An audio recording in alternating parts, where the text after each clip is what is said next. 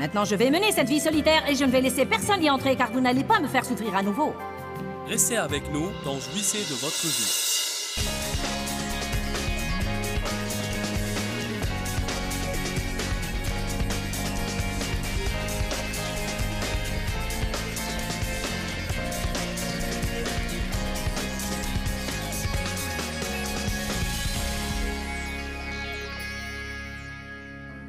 Oh non, mais quelqu'un nous déçoit et nous le bannissons de notre vie.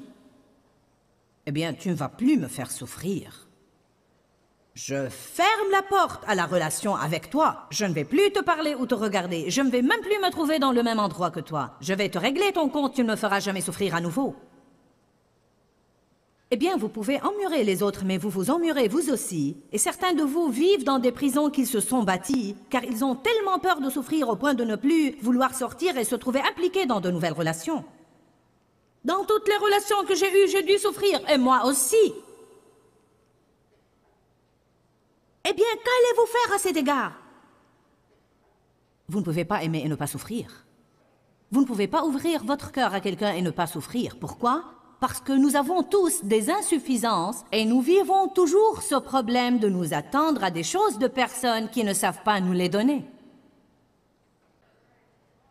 Parfois, ce qui nous fait souffrir, c'est moins ce que les gens font pour nous que ce que nous nous attendons à ce qu'ils fassent et que la moitié du temps, ils ne savent même pas que nous attendons.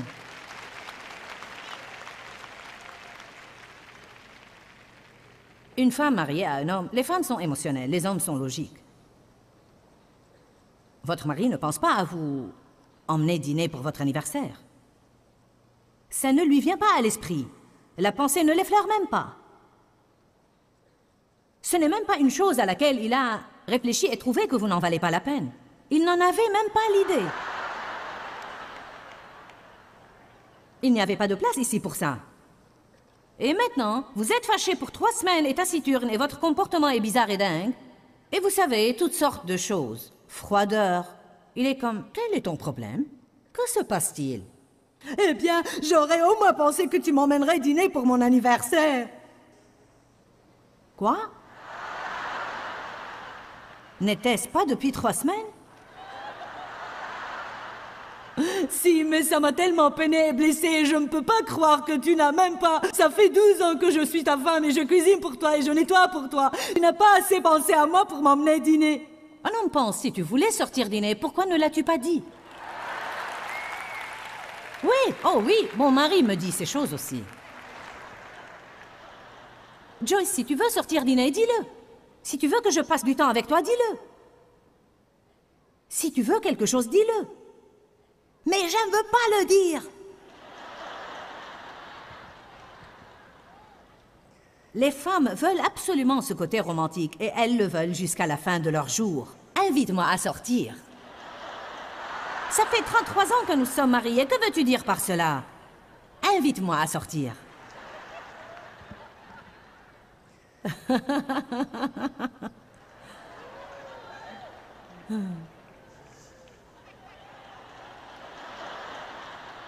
À un certain moment, si vous voulez avoir une bonne relation, vous devez regarder cette personne et dire « D'accord, je crois que tu m'aimes. » Peut-être que je n'ai pas toujours l'impression que tu m'aimes, mais je crois que tu m'aimes. Je choisis de croire que tu m'aimes. Donc je vais croire au meilleur. Je vais essayer de te porter à me donner des choses que tu ne sais évidemment pas me donner. Je vais m'humilier, et si je veux aller dîner, je vais le dire explicitement.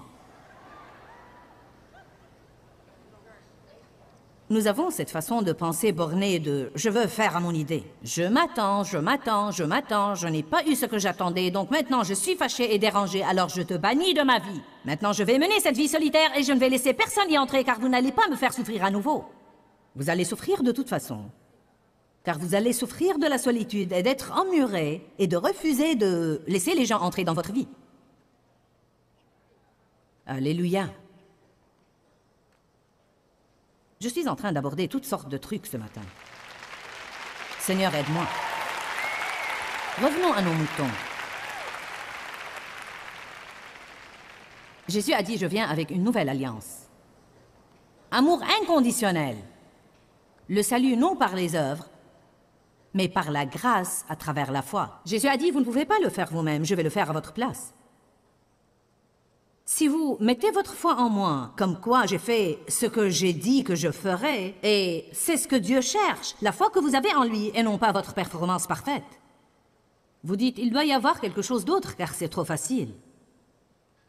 C'est trop facile. Vous dites, et les œuvres alors? Oui, nous devons avoir des œuvres. La Bible dit que la foi sans les œuvres est morte. Les œuvres sans la foi le sont encore plus. Allez maintenant, c'est la partie dont nous ne parlons pas. Oui, la foi sans les œuvres est morte, mais les œuvres sans la foi le sont encore plus. Nous ne pouvons pas avoir la foi à l'égard de quelque chose si Dieu ne nous a pas dit de le faire. Quand nous faisons tous ces trucs pour essayer de compenser nos malfaits, nous pensons que Dieu va nous aimer à nouveau. C'est bon, ça nous épuise et nous vide de la vie. Ça nous rend déçus et frustrés et déconcertés, car nous ne comprenons pas pourquoi nous ne nous sentons pas proches de Dieu, bien que nous soyons en train de faire toutes ces choses que nous devons faire pour nous sentir proches de Dieu.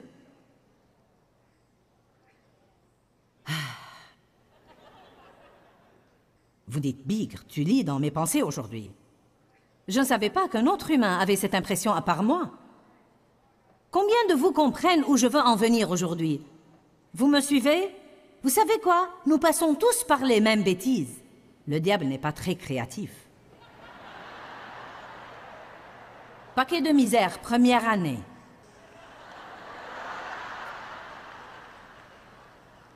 Paul a dit, non, j'ai été qualifié pour vous prodiguer une nouvelle alliance. Une nouvelle alliance. Nous allons trouver avant la fin de cette journée si vous êtes prêts pour être des chrétiens de la nouvelle alliance ou pas. Nous ne sommes pas les ministres de la lettre du code légalement écrit, mais de l'esprit. Car le code de la loi tue, mais le Saint-Esprit vivifie. Alléluia. Maintenant, mettez le marque-page car nous allons revenir à 2 Corinthiens et aller à Galates 3.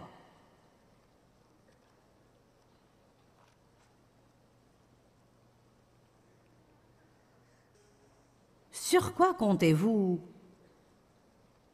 dans votre vie quotidienne? Je crois que nous commençons avec le salut. Nous savons que nous sommes sauvés par la grâce, mais nous oublions que nous devons vivre de la même façon dont nous avons été sauvés. Ce n'est pas logique d'être sauvé puis tout à coup d'adopter un système différent. C'est incroyable combien de fois Paul a dû dire aux chrétiens du Nouveau Testament « Prenez garde de ne pas vous remettre sous la loi.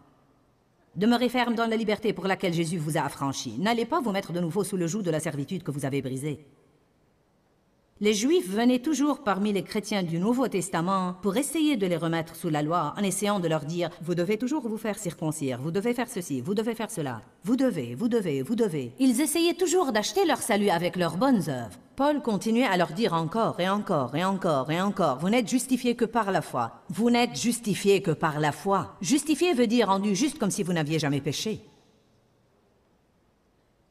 Justifié. Celui qui n'a point connu de péché est devenu péché, afin que nous devenions en lui justice de Dieu en Christ.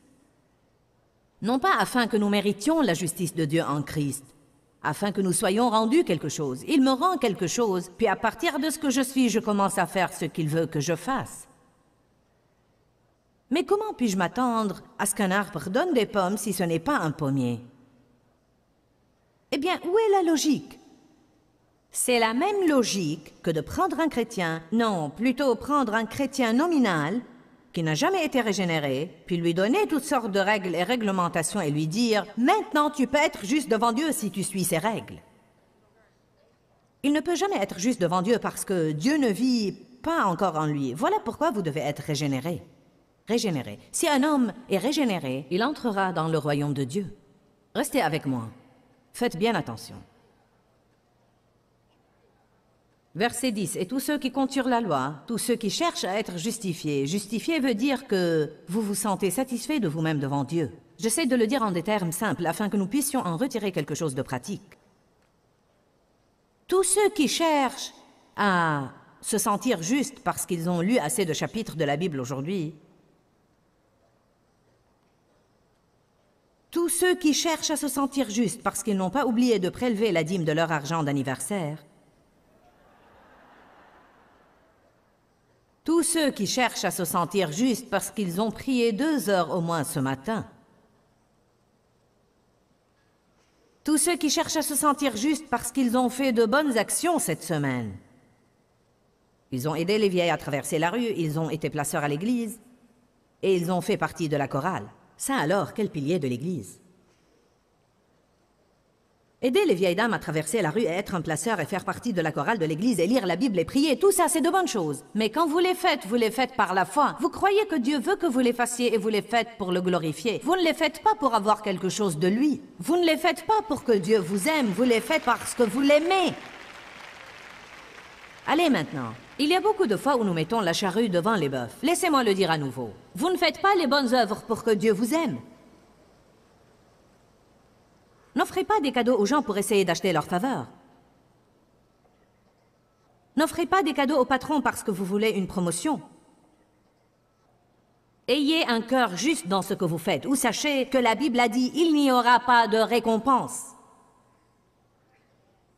Dieu n'est que pour les choses qui sont faites avec un cœur juste. Je prie car j'aime Dieu. Pourquoi ne voudrais-je pas prier? C'est comme ça que mes besoins sont satisfaits. Je lis la parole car sinon je deviens stupide et je ne sais pas comment vivre. Je ne veux pas être stupide, je veux être sage. J'ai été stupide assez d'années de ma vie.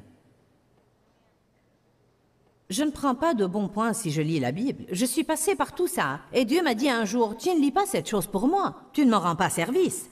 C'est le livre que je t'ai donné pour que tu apprennes à vivre.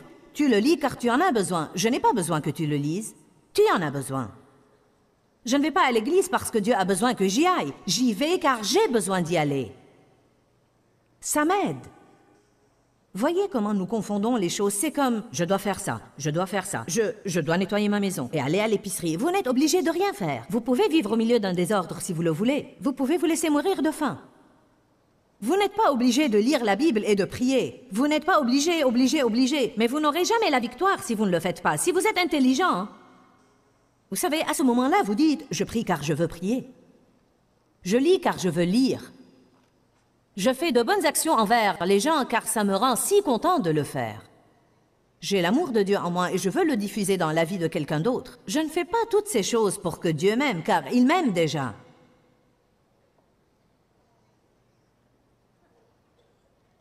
Que vous le sachiez ou non, c'est un message profond. Si vous voulez quelque chose de profond, celui-ci est profond. Nous avons quitté la surface et maintenant nous parlons de tous ces trucs qui sont au fond. Les trucs que beaucoup de fois nous ne savons même pas comment en parler ou les exprimer. C'est nos sentiments secrets à l'égard de notre relation avec Dieu et nous n'oserions pas vouloir que quelqu'un les sache. Nous sortons avec nos amis chrétiens et nous portons notre visage chrétien le plus pieux. Le Seigneur soit loué, gloire à Dieu, alléluia.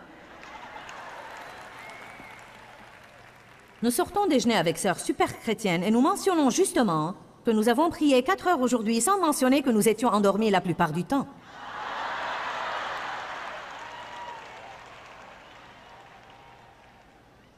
Que nous étions incroyablement ennuyés et que nous n'avions pas l'impression qu'il y avait une grâce sur nous. Oh oui, je vais à la prière matinale 5 jours par semaine, mais vous ne leur dites pas que vous détestez ça.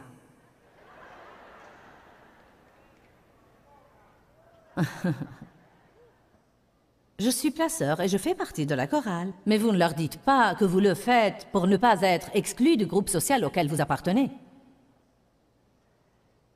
Peut-être que les gens ne le savent pas, mais Dieu le sait. Et il dit, si vous ne le faites pas pour un bon motif, et parce que je vous l'ai demandé, et parce que vous êtes menés par l'Esprit, à ce moment-là, vous perdez votre temps. Nous n'avons pas de récompense pour ces œuvres. Aucune récompense. Oh, les gens se taisent quand nous parlons de motifs. Pourquoi faites-vous cela? Tous ceux qui comptent sur la loi, qui cherchent à être justifiés en obéissant à une loi de rituel, sont sous la malédiction et condamnés à la déception ou à la destruction, car il est écrit dans les Saintes Écritures. Maudit soit quiconque ne persévère pas à observer, à vivre et à respecter tous les préceptes et les commandements écrits dans le livre de la loi et ne les met pas en pratique. Il dit, si vous comptez sur votre capacité de suivre toutes les règles et les réglementations, que ce soit celles que les autres ont conçues pour vous ou celles que vous avez inventées, qui sait que nous inventons beaucoup de nos propres règles et nous décidons que Dieu n'est content que si je fais ça et si je fais ça et il n'est content que si je fais ça. Êtes-vous avec moi? Restez avec moi. D'accord? Vous seriez surpris de toutes ces différentes règles que vous avez inventées au sujet de ce que vous devez faire pour que Dieu soit heureux. Que dois-je faire pour plaire à Dieu? Jean 6. Les pharisiens, les scribes, les disciples dirent: que devons-nous faire pour plaire à Dieu? Quelles sont les œuvres que Dieu exige de nous? Voilà l'œuvre que Dieu exige de vous, dit Jésus, que vous croyez en celui qu'il a envoyé. Comment entrons-nous dans le repos de Dieu? En croyant. Ceux qui croient entrent dans le repos de Dieu. Nous devons renoncer aux œuvres mortes et boucher cette fissure dans nos fondations. Nous devons le comprendre une fois pour toutes. Je ne suis pas accepté à cause de mes œuvres et de ma capacité à observer la loi. Je suis accepté de Dieu parce que je l'aime. Moi qui suis un grand gâchis, je l'aime. Je dis 100 fois par jour au Seigneur: je t'aime, je t'aime, je t'aime. Parfois je pense que j'ai cette idée fixe. C'est tout ce que je peux trouver. Je t'aime Seigneur, je t'aime Dieu, je t'aime. Je me réveille le matin et je dis je t'aime. Je vais aux toilettes au milieu de la nuit et je dis je t'aime. Je vais me coucher la nuit, je t'aime, je t'aime. J'ai dit ça encore et encore et encore, plus de 5 millions de fois. Je fais ça depuis 25 ans. C'est bien simple pour moi maintenant. Dieu, je t'aime, je veux ta volonté. Aide-moi Dieu, car je ne peux pas le faire sans toi. Allez maintenant. Les gens vivent sous une malédiction s'ils vivent sous la loi, car il est écrit que si vous voulez vivre sous la loi, à ce moment-là, vous devez observer toute la loi, tous les préceptes. Vous ne pouvez pas en manquer un, vous devez l'observer en entier. Si vous vous sentez patraque chaque fois que vous pensez que vous avez oublié de mettre un point sur un i ou de barrer un t dans votre livre de loi, alors vous ne vivez pas sous la Nouvelle Alliance. Car si vous êtes un chrétien de la Nouvelle Alliance, vous savez que vous allez vous lever chaque jour et faire de votre mieux parce que vous aimez Dieu. Même en faisant ça, vous n'allez jamais atteindre la perfection. Vous allez savoir que parce que Dieu voit votre cœur, il va certainement vous donner la grâce, car là où le péché a abondé, la grâce a surabondé. Tant que vous regrettez vos péchés et tant que vous êtes prêt à persévérer, il ne va pas être fâché de vous s'il revient avant que vous ayez franchi la ligne d'arrivée. Mais là où que vous soyez dans votre trajet, il viendra vous prendre et vous la fera franchir.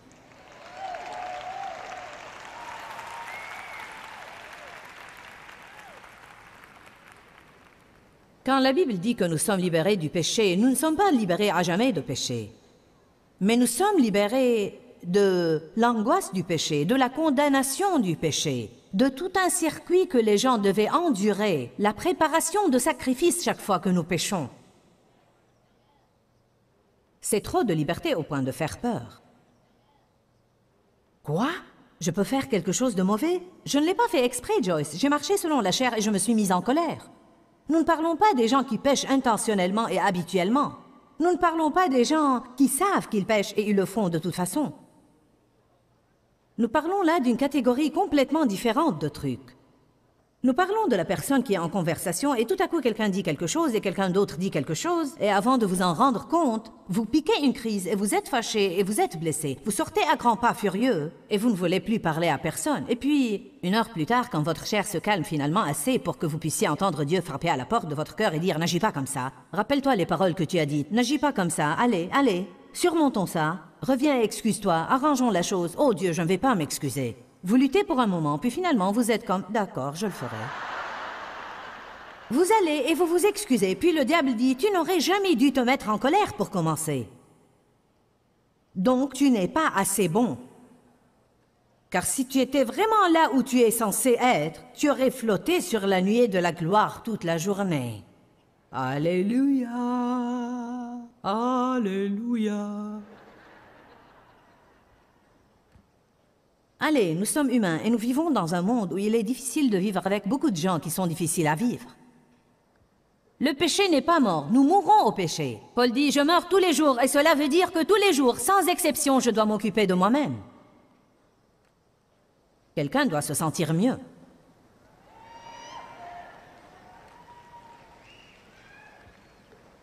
Est-ce que quelques chaînes d'esclavage se sont brisées ou quelques ampoules se sont allumées dans l'obscurité? Parfois, en un moment pareil, nous nous sentons comme un veau devant une nouvelle barrière.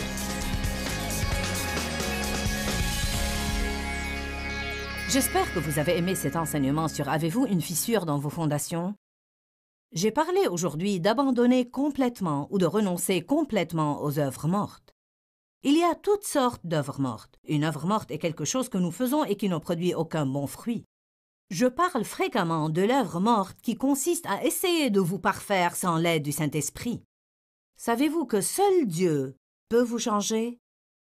Tout ce que nous devons faire est de passer des moments avec lui, croire de tout notre cœur qu'il peut œuvrer en nous, et il nous changera si nous demeurons dans sa parole. Nous pouvons soit faire ça, soit continuer à essayer de le faire nous-mêmes et être de plus en plus frustrés. Si vous vous adonnez toujours aux œuvres mortes, c'est que vous avez une fissure dans vos fondations. C'est un domaine dans lequel Satan vous fait entrer pour vous frustrer.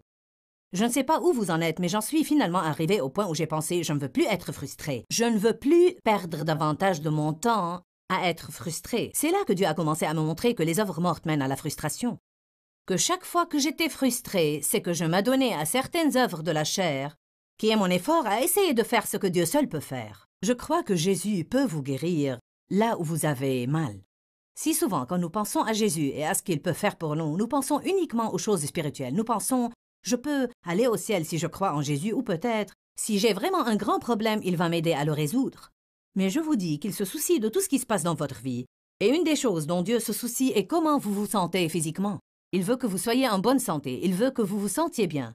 Il veut que vous soyez bien portant. Il ne veut pas que votre corps soit plein de maladies et de douleurs. La Bible nous enseigne que nous pouvons prier la prière de la foi et à ce moment, les gens guériront physiquement. Donc, je vais prier pour vous maintenant. Et je vais juste espérer en Dieu que si vous avez une douleur, si vous avez une maladie ou un malaise, ils vont quitter votre corps. Jésus a guéri les gens. Il guérissait les malades tout le temps et il est le même hier, aujourd'hui et éternellement. Je vais prier en son nom. Et je crois que beaucoup de vous vont recevoir des guérisons et des miracles en ce moment. Donc, joignez votre foi à la mienne et préparez-vous à vous sentir mieux. Père, nous venons à toi au nom de Jésus. Le nom qui est au-dessus de tout nom, le nom qui est au-dessus de toutes les maladies qui sont nommées et même celles qui n'ont pas été encore nommées. La parole dit, par tes meurtrissures, nous sommes guéris et rétablis. Donc, je te remercie, Seigneur, en ce moment, alors que je libère la force guérissante au nom de Jésus, car les gens remarquent une transformation dans leur corps. Je réprime la douleur depuis le sommet de votre tête jusqu'à la plante de vos pieds. Je prends l'autorité sur toutes sortes de maladies, depuis les petites choses jusqu'au cancer. Soyez guéris au nom de Jésus. Je te remercie, Seigneur, car les grosseurs et les tumeurs disparaissent. Les désordres du sang guérissent, les infections guérissent, les yeux guérissent, les oreilles, les dents, les articulations, toutes les parties de notre corps guérissent au nom de Jésus. Merci, Seigneur. Merci. Je vous encourage à faire une chose. Je veux que vous disiez en ce moment, à haute voix de votre bouche, dites ça avec moi. La force guérissante de Dieu œuvre en moi en ce moment et chaque jour, je vais de mieux en mieux à tout point de vue. Si vous disiez ça plusieurs fois par jour, je crois que vous allez voir de grands changements dans votre corps et dans toute votre vie. Que Dieu vous bénisse. Quand, Seigneur, quand? Dans ce livret, Joyce Meyer vous apprend à faire confiance au temps de Dieu. Pour obtenir ce livret gratuitement, écrivez-nous à Joyce Meyer, boîte postale 40095-6300 Larnaca, Chypre. Ou bien visitez notre site web www.joycemeyer.org/fr.